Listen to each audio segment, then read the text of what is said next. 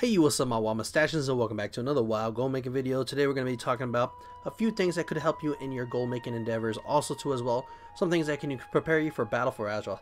That said guys, hit that subscribe button, hit that bell button, and let's get right into it.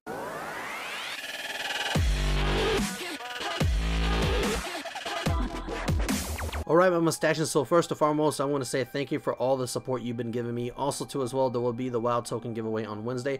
I have not forgot about the people who actually put the code word last week, so don't worry, there will be a winner. Also that said guys, I do want to continue these videos, and I want to continue into BFA. I did a post, go check it out in the community. I really want y'all to check that out because these community posts are amazing feedback, and honestly I look at those a lot. Now that said, let's get into the main subject. Alright my mustaches, so the first thing I want to talk about is actually 0 to a million. So this series has actually been really fun, but we actually hit a snag with only 1 week left. We can barely hit 100k in level 80. That's barely what we're going to hit right now. So now this is time that anybody honestly would throw in the towel and say, you know what, this was a dead server, I picked the wrong server, I did my best on it, only got a few days, I'm going to put my effort to other videos, so forth. But I am not wise like they would be, and I never give up on y'all guys. I never do. So that said, we are gonna hit 110. We're gonna hit 1 million gold before next Monday, before the release of Battle for Azeroth. We're gonna hit it, plain and simple. My plan right now is to actually get to a level 100, then go to all the rares on this dead server, which it is a dead server, and just massacre all the rares in my zones. Now don't get me wrong, I can't go into lower zones, but I'm gonna go and massacre all the zones in level 100. Also too as well, I'm gonna be doing dungeons more and more and more all week long, because once I hit that level 100, I know I can actually just farm any dungeon out there. For some odd reason with the scaling and the balancing, it's just plain undoable. When you get like you got to get a higher level to do dungeons at a level 0 to basically not actually 0 but 15 to level 60. For some odd reason they make the champions, I'd call them champions, the gold little dragon bars, like so hard, even if you're like 11 or 15 levels up. It's stupid. It's just really stupid.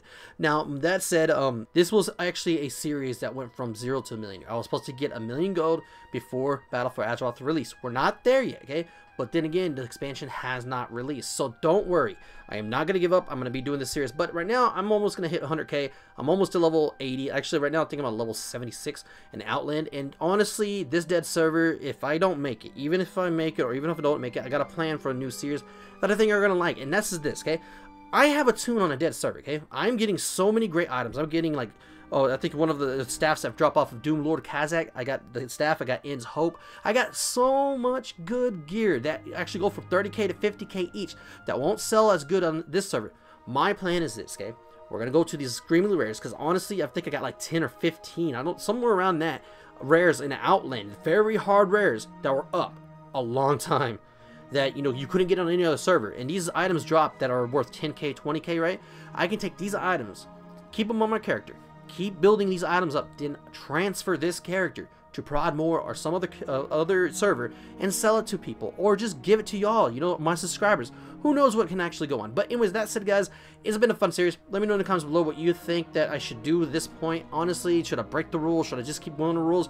I think I'm gonna make it, because honestly I'm not gonna give up. I'm not gonna give up on this. So that said guys, I do apologize for the long rant about this, but honestly, Blizzard with the leveling service and so forth, I know they fixed it, but it just made it so hard to get to a level 100 real quick.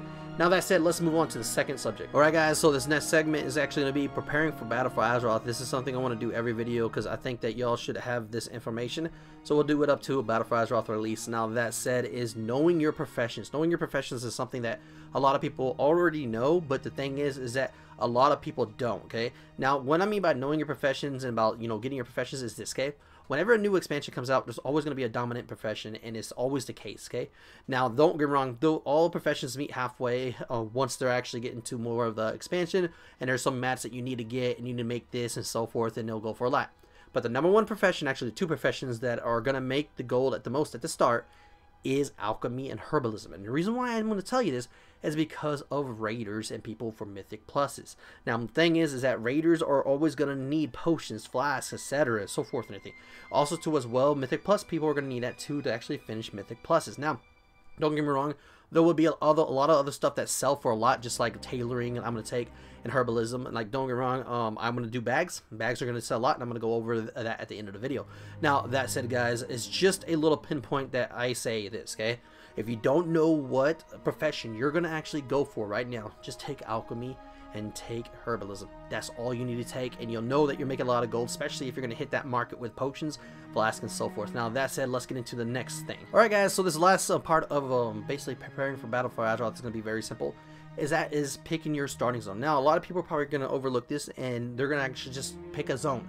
Going to pick the zone that everybody's saying, oh, this is fastest level up and so forth. But if you're a gold maker, if you're a person who actually wants to get on top of that gold before everybody else, you're going to be looking at your zones. And the reason why you're going to be doing this is this, okay? A lot of things, like for food and so forth, want fish. They want certain things. Like, for instance, other things want mining stuff. The other things want plants, so forth. Now, the thing is that 90% of the time, mining nobs and plants, so forth and everything, herbalism, is actually going to be all the same in every zone. But fishing is always going to be different. They're always different fish in different zones. Just the way it is, just like in Legion, WoD, so forth. Now, that said, if you're making stuff to eat, you're going to want a lot of different kind of fish, especially if you want to actually sell that in an auction house. Go check out the Unlearn tab in your basically in your cooking, okay? And you're actually going to see what kind of fish you need. Now, that said, you can actually take that name, look it up on Wowhead, so forth, or if I ever have a video on fishing, which I think I will actually have a video on fishing maybe first or second day. I don't know for sure, guys. But that said, if you actually want to look on that, it'll be easier too as well. Now, that said, you got to take in consideration that fishing is one of the diverse professions there is compared to mining and basically herbalism. And the reason why I say that, like I said again, is that they're always in different areas and they're always to a zone. And now, that said, guys, let me know in the comments below what you thought about this little segment. I thought it was pretty informative. I thought that was actually help you. So let's get it to the last part. Alright guys, this is the last part of the video, and we're going to be talking about BFA tailoring. Go check out the last video if you have not seen the first two materials that we need for the bag that we're searching for. Now, that said, we're going to be talking about Expulsom. Expulsom is a thing that you get from obliterating gear, any gear from a green plus gear, and any gear that's crafted, and meaning that rare, epic, so forth. Now, that said, you can actually get this from alchemy too as well. If you get Akuda's Bite, Winter's Kiss, and Anchorweed, you can actually get 5 Expulsums from transmuting, but that's only once per day. Now, that said, you gotta need a Scrap-o-matic, actually. It's 1000, which is near any profession trainer, just to do the gear part. Now, that said, it's just like the Blood of Sargeras. You're actually going to be disenchanting it. It's not really disenchanting, it's actually just a Scrap-o-meter. So it's a little bit different, but it's the same thing. It's going to be probably, I think, would be the new Blood of Sargeras. Now, that said too as well, you can get stuff like ore, gems, leather, and occasional enchanting mats from the cloth gear, which is pretty cool. You can get other crafting mats, which is really cool because you don't really lose on the gear. You're getting a lot back, and you have a chance of getting a material that's needed for the new bag that actually holds a lot of spaces. Now, that said, guys, don't vendor the gear that you get if you don't need it. You can always get a lot more gold out of it. Now, that said, guys, if you like this video, thank you so much. If you didn't, just let me know in the comments below why.